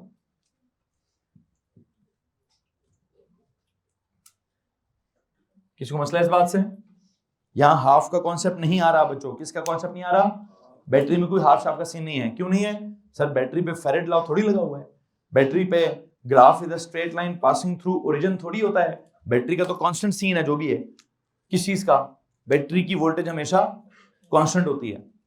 हाँ, अगर उसने खत्म होना तो एकदम ही खत्म, बैटरी क्या होगी एकदम, जब उसकी बिल्कुल सारा खत्म तो उसका पूरा वोल्टेज एकदम से जीरो पर आएगा। किस पर आएगा, वोल्टेज उसका, मैं कहता हूँ यहां पे जाकर बैटरी खत्म हो गई है, तो जहां बैटरी खत्म हो गई है वो voltage with respect to time या विद रिस्पेक्ट टू चार्ज ड्राम करके जीरो पर आएगा जी। अच्छा, अब ये कैसे जीरो पर जाएगा इसको मैं बाद में पढ़ाऊंगा। ये कैसे जीरो पर जाएगा, मतलब ये अभी तो इसकी डिस्चार्जिंग की नहीं मैंने, अभी तो कैपेसिटर की डिस्चार्जिंग कि वो कैसे उसको इस्तेमाल करना है, अभी तो बैटरी इस्तेमाल हो रही थी, वो हमारा बड़ा पुराना कॉन्सेप्ट है। मैं इसमें कोई छेड़छाड़ी नहीं कर रहा हूँ जी, ये आपको पुरानी बात होगी, ये O लेवल में पढ़ा होगा, AS में भी पढ़ा होगा। यहां किसी के पास कोई सवाल है वोल्टेज की डेफिनेशन को लेकर, वर्क डन को लेकर, या energy electrical potential energy provided by the battery को लेकर? लेकिन जब हम यहां आते हैं कैपेसिटर की बात करते हैं तो कैपेसिटर पर कौन सा लॉ अप्लाई होता है सर? कैपेसिटर पर फेरेड्स लॉ अप्लाई होता है। कौन सा लॉ? फेरेड्स लॉ अप्लाई होता है। और जब कैपेसिटर के ऊपर फेरेड्स लॉ अप्लाई हो रहा होता है तो फेरेड्स लॉ में क्या सिचुएशन है? हाँ जी सर जी, फेरेड्स लॉ के अंदर ना चार्ज और वोल्टेज आपस में क्या होते हैं? डायरेक्टली प्रोपोर्शनल होते हैं। तो जब चार्ज और वोल्टेज डायरेक्टली प्रोपोर्शनल होते हैं तो उनका ग्राफ कैसा होता है सर? उनका graph with straight line passing through origin होती है। तो उसका अगर एरिया शेरिया निकालेंगे तो एरिया तो ट्रायंगल वाला बनेगा। ट्रायंगल वाला बनेगा तो क्या होगा? हाफ भी आएगा। और अगर हाफ आ गया तो फॉर्मूला में थोड़ी सी तब्दीली है। क्या तब्दीली है? Half into Q into V. आप में से किसी के पास कोई सवाल है तो प्लीज हाथ खड़ा कर दीजिए। एनीवन? नो? एक काम अब मैंने और करना है, मुझे ये वाली शक्ल नहीं पसंद आ रही, मुझे इसके अंदर ये पुट करना है। फेरेड्स लॉ का जो फॉर्मूला है उसको मुझे इसके अंदर पुट करना है जी। बताइए प्लीज क्या हो जाएगा ये? आपने भी अभी क्या फॉर्मूला निकाला इलेक्ट्रिकल पोटेंशियल एनर्जी का? अब ये बैटरी वाली बात नहीं कर रहा हूं, उसी की बात कर रहा हूं। किसकी बात हो रही है ये बच्चों? अब बैटरी की बात नहीं हो रही, अब कैपेसिटर की हो रही है। ईपी का फॉर्मूला क्या है? हाफ क्यूवी, ऐसे ही है। अच्छा, just please tell me one thing, Q की जगह क्या लिखूं? Into V. क्या बन जाएगा ये? Half C V square, electrical potential energy.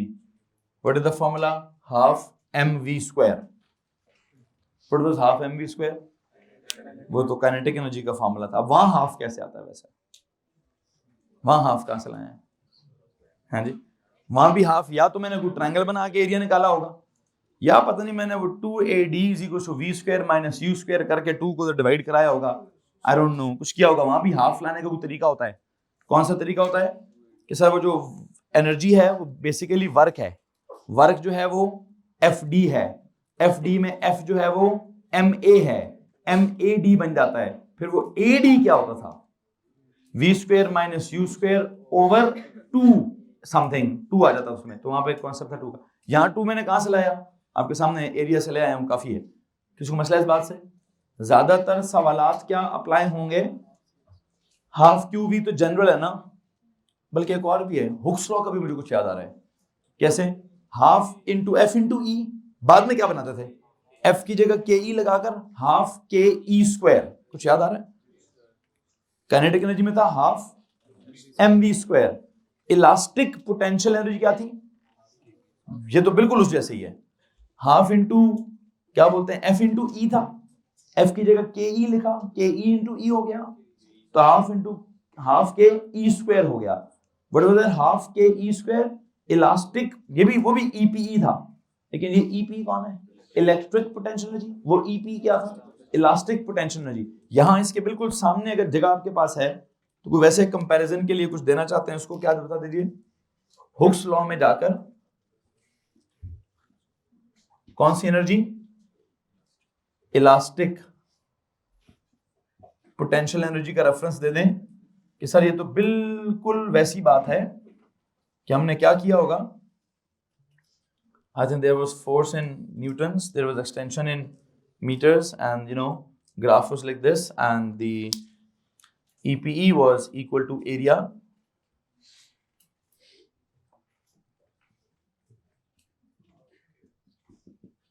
Area under the graph, area was half into F into E for extension, then half F की जगह क्या?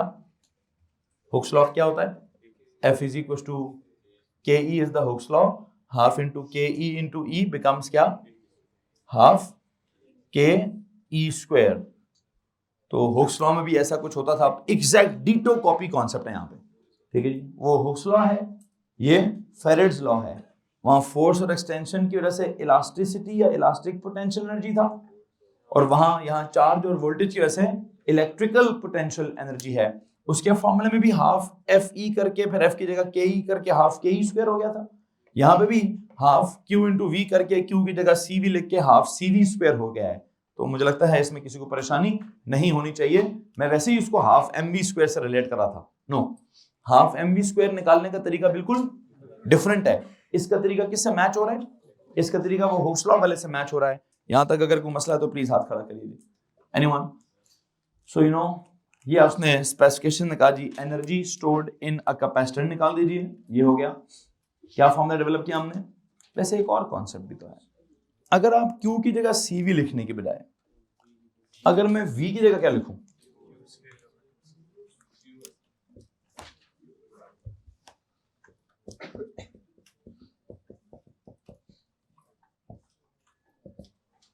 सर जरा चेक करें सर, जवाब आए हुए हैं सर, जवाब वासी आए हुए। हाफ मैंने पहले Q की जगह CV किया था, अब मैं Q की जगह Q रखूंगा, V की जगह क्या करूं? V की जगह Q ओवर C। क्या तो क्या बन जाएगा? हाफ Q स्क्वायर ओवर, ये भी तो ठीक है। हाँ जी ये भी ठीक है जनाब साहब, हाफ क्या? Q square over C। अब ये तो आपकी मर्जी है ना। सिलेबस वाला किस किस को फॉलो करता है? सिलेबस वाला कहता है जी हाफ Q इंटू V। इसको लिखें एक तो, या तो ये याद करें, इस पे मैं स्टार लगा रहा हूं, या फिर कहता है जी हाफ CV स्क्वायर। किसको याद करें? ये दूसरा इंपॉर्टेंट फॉर्मूला है, ठीक है। जहां तक इसका ताल्लुक है, half Q square over C का सिलेबस की स्पेसिफिकेशन में तो नहीं लिखा हुआ। आप लिखना चाहते हैं तो लिख दीजिए, ट्रायंगल इधर बना दें, छोटा सा कमेंट लिख दीजिए FSC। हेलो जी, आपकी सिलेबस में नहीं है लेकिन FSC किताब वाले क्या करते हैं, कहते हैं जी इसको भी सब्जेक्ट बना के कर सकते हैं हम, वो इसको भी सब्जेक्ट बना के कर देते हैं। यहां तक कुछ सवाल है तो आप हाथ खड़ा कर दें। एनीवन? आई थिंक मैं आज के लेक्चर में इतनी पढ़ाऊंगा। I am left with one more topic of this